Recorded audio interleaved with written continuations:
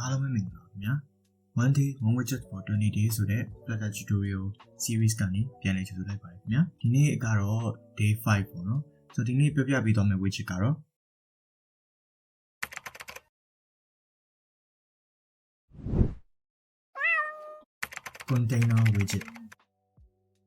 container widget ဆိုလို့ရှိရင်သူကဘယ်လို widget လဲဆိုတော့တင်မောချင်းတွေမှာမြင်ရလိရှိတဲ့ဒီ container ကြီးတွေကိုပြင်မြင်လိုက်ပေါ့နော်အဲ့ထဲမှာဆိုရင်ကျွန်တော်တို့အနေနဲ့ပစ္စည်းတွေထည့်လို့ရတယ်နော်အဲ့ဒီမကောက်ဒီ container ကကြတော့သူ့ထဲမှာပါတဲ့ပစ္စည်းတွေကိုအလှဆင်ဖို့အတွက်ကိုပါကူညီပေးတဲ့ widget တစ်မျိုးလည်းဖြစ်တယ်တော်တော်လေးလည်းအသုံးဝင်နေပေါ့နော်ဆိုတော့ container မှာအဓိကသူလိုအပ်တာကဘာလဲဆိုတော့ child parameter ဖြစ်တယ်သူကလည်းဒီ container ထဲမှာထည့်ဖို့အတွက် widget တွေကိုလက်ခံတာဖြစ်တယ်ပေါ့နော်ဆိုတော့ဒီမှာ hello home ဆိုတဲ့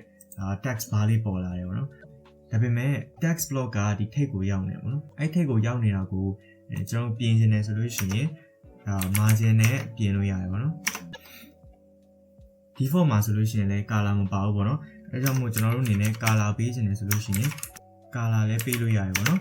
ဒါဆိုရင်ဒီမှာ color လေးပေါ်လာပြီပေါ့နော် container ရဲ့သဘောတရားကြတော့ဒီမှာတွေ့တဲ့အတိုင်းပဲကျွန်တော်တို့သူ့ထဲမှာထည့်ထားတဲ့ child ရဲ့size ရှိတဲ့လောက်ကိုပဲယူတာဖြစ်တယ်။ဒါအဲ့ဒါကိုကျွန်တော်တို့ကပြင်ချင်တယ်ဆိုလို့ရှိရင် width parameter ရဲ့ height parameter ကိုသုံးပြီးတော့ပြင်လို့ရပါတယ်ခင်ဗျာ။ကဲပြီးကျွန်တော်တို့ကဒီ hello home ဆိုတဲ့စာသားရဲ့ဒီနေရာကိုပြောင်းလဲလုပ်ချင်တယ်ဆိုရင်ကြတော့ padding ဆိုတဲ့ parameter ကိုခေါ်ပြီးသုံးလို့ရတယ်ပေါ့နော်။အဲဒါဆိုရင် padding အပြောင်းလဲကြောင်းဒီ hello home ဆိုတဲ့စာသားရဲ့နေရာလဲရွှေ့သွားတယ်ပေါ့နော်။ဒါပေမဲ့ကျွန်တော်တို့ကဒီ hello home ဆိုတဲ့ text ကိုအလယ်မှာထားခြင်းနေပေါ့ pattern ကိုတစ်ခုချင်းစီလိုက်နှိမ့်နေကြတော့တော်တော်လေးအလုပ်ရှုပ်တယ်အဲကြောင့်မို့ကျွန်တော်တို့အနေနဲ့ alignment parameter ကိုခေါ်ပြီးတော့ alignment ကို center ထားပါလို့ပြောလိုက်လို့ရှိရင် hello home ကလည်း center ကိုရောက်သွားတယ်ပေါ့နော်ဟုတ်ပြီကျွန်တော်အနေနဲ့ဒီ container ရဲ့ rectangular ချွန်ချွန်ကြီးကိုမကြိုက်ဘူးပြောင်းခြင်းနဲ့ဒါမှမဟုတ် shadow တွေထည့်ခြင်းနဲ့ဆိုလို့ရှိရင်ကြတော့ decoration ခေါ်ပြီးရတယ်ပေါ့နော်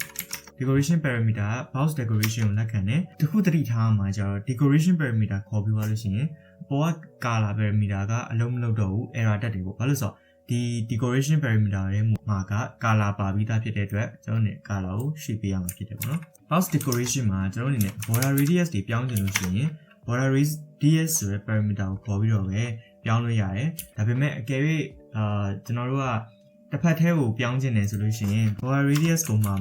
only ဆိုတဲ့ parameter ကိုခေါ်ပြီးတော့သုံးလို့ရတယ်ပေါ့နော်နောက်တစ်ခုကကျွန်တော်တို့ကဒီ container ရဲ့ shape ကိုပြောင်းခြင်းတယ် shape parameter ကိုခေါ်လို့ရတယ်ပေါ့နော်ဒီ video မှာတော့ကျွန်တော် rectangle ပဲရွေးထားလိုက်မယ်ပေါ့နော်နောက်ထပ်တစ်မျိုးကကြတော့ကျွန်တော်တို့အနေနဲ့ container ကိုပေါ့နော် shadow ပေးခြင်းတယ်ဆိုရင်ကြတော့ box shadow parameter မှာလုပ်ရတယ်ပေါ့နော် box shadow parameter ကကြတော့ shadow ရဲ့နေထားတွေကို list အနေနဲ့ယူတာဖြစ်တယ် list ထဲမှာbox shadow class ကိုပြန်ခေါ်ရတယ်ပေါ့နော်ဒီ box shadow class မှာဆိုလို့ရှိရင်သူကဘာလက်ခံလဲဆိုတော့ဒီ shadow ရဲ့ color ကိုလက်ခံတယ်ပေါ့နော်ကျွန်တော်တို့ shadow ရဲ့ color ကိုအမင်းအောင်မှာနည်းနည်းလေးအယောင်မိန်လေးရွေးလိုက်မယ်ပေါ့နော် shadow ကအရင်ထင်လို့မလှဘူးဆိုပြီးလို့ရှိရင်နောက်တဲ့ offset ပေါ့နော် offset ကဘာလဲဆိုတော့သူက shadow ရဲ့တည်နေရာပေါ့နော်ရှေ့ဆုံးကဏ္ဍ x ကိုကိုစားပြုတယ်နောက်ဆုံးကဏ္ဍ y ကိုကိုစားပြုတယ်ပေါ့ဆိုတော့သဘောတရားကကျွန်တော်တို့ကဏ္ဍနှစ်ခုလုံး00ပေးလိုက်မယ်ဆိုရင်ကြတော့ shadow ကဒီ container ရဲ့အလယ်ကနေစပြီးတော့ပြန်သွားမှာဖြစ်တယ်ပေါ့နော်နောက်က shadow ကိုပေးပြီးဆိုလို့ရှိရင်တော့ spread radius ပေါ့နော်ဘယ်လောက်အတိုင်းအတာထိပြန့်နှံ့မလဲဆိုတဲ့ value ပေးရတယ်ပေါ့နော်ပြီးလို့ရှိရင်အဲ့ပြန့်နှံ့သွားတဲ့ shadow ရဲ့ blur ဖြစ်မှုပေါ့နော် blur ဆိုတာမှုန်ဝါးဝါးဖြစ်သွားတော့ shadow ကအယောင်အတိအကျကြီးဖြစ်နေမလှဘူးပေါ့နော်အဲကြောင့်မို့blur radius ကိုခေါ်ရပါတော့။ဒါဆိုလို့ရှိရင်ကျွန်တော် container ရဲ့နောက်မှာ shadow လေးပေါ်လာပြီပေါ့နော်။ Okay ဆိုတော့ကျွန်တော်ဒါလေးကိုလှအောင်နည်းနည်းလေးပြင်လိုက်မယ်ပေါ့နော်။ဒါလို့ဆိုရင်တော့ကျွန်တော်software တော်တော်များများမှာလည်းသုံးတဲ့ပုံစံမျိုးလေးရပြီပေါ့နော်။ဆိုတော့ container widget ကတော့ဒီလောက်ပါပဲ။အားလုံးကျေးဇူးများတင်ပါတယ်ခင်ဗျာ။